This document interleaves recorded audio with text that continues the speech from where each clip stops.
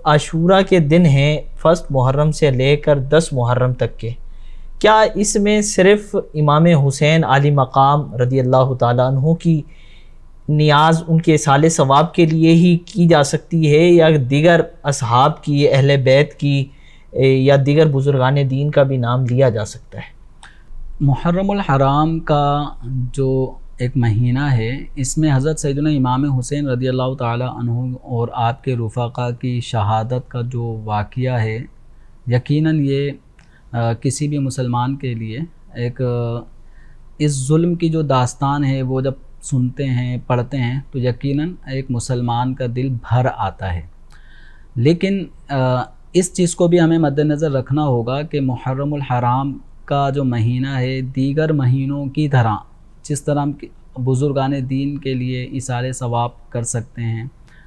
کوئی ہمارے اعزاء اقرباء اس دنیا سے رخصت ہوئے ان کے بھی دن برسی وغیرہ کے آ جاتے ہیں، یا 10واں، تیجا، سویم، 40واں مختلف مواقع یہ نہ بھی آئیں تب بھی کوئی سا دن ایصال ثواب منع نہیں ہے۔ تو محرم الحرام کا یہ پورا مہینہ ہو یا اس کا بالخصوص خاص 10 دن پہلے ہوں، یا 10 محرم الحرام ہی کا کوئی خاص دن ہو، تو اس میں ایصال ثواب کسی بھی مسلمان کو کر سکتے ہیں، اصحاب کو کر سکتے ہیں، اصحاب رسول، اہل بیت اطہار کو کر سکتے ہیں، اسی طرح عام مسلمین مسلمات کو بھی ایصال ثواب کر سکتے ہیں۔ امام حسین رضی اللہ تعالی عنہ کو ان کے جو رفقا شہداء ہیں ان کو بھی کیا جا سکتا ہے۔ ایسا شرعی اعتبار سے کوئی تخصیص یا قید شرعی طور پہ نہیں لگائی گئی کہ یہ دن صرف امام حسین رضی اللہ عنہ کے ایصال ثواب کے ہیں، ان دنوں میں کسی اور کو ایصال ثواب نہیں کر سکتے۔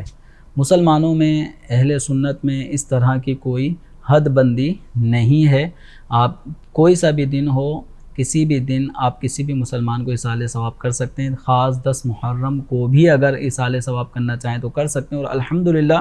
ہم اہل سنت و جماعت کا طریقہ کار یہ ہے کہ کوئی بھی نیک عمل کرتے ہیں،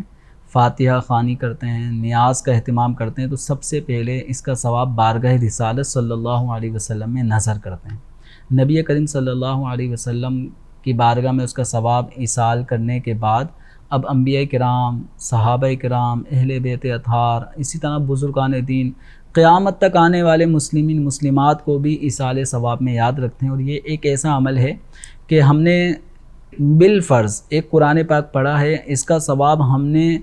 تمام مسلمانوں کو پہنچا دیا تو ہر ایک مسلمان کو پورا ایک قرآن پڑھنے کا جو ہمیں ثواب ملے گا وہ اس مسلمان کی طرف ڈیلیور ہو جائے گا، ایصال ہو جائے گا۔ تو ایسا نہیں ہے کہ ہمارا وہ ثواب ٹکڑے ٹکڑے ہو کر سب میں تقسیم ہوگا، بلکہ جو ثواب ہمیں پورا مل رہا ہے وہی ثواب جتنوں کو ہم پہنچائیں گے ان سب کو پورا ملے گا۔ اور یہ ایصال ثواب کرنا خود ایک نیکی کا کام ہے، اس میں مزید ایصال ثواب کرنے والے کو نیکی ملے گی۔ تو کوئی حد بندی نہیں ہے، بالکل آپ امام حسین رضی اللہ عنہ کو بھی ایصال ثواب کریں، ان کے رفقا کو بھی کریں۔ اور ہم مسلمانوں میں الحمدللہ صرف محرم ہی نہیں، علاوہ محرم الحرام میں بھی ائمہ کرام کو، امام حسین، امام حسن، اہل بیت، اصحاب، ان سب کو الحمدللہ ہر فاتحہ خوانی کے موقع پر ایصال ثواب کیا جاتا ہے۔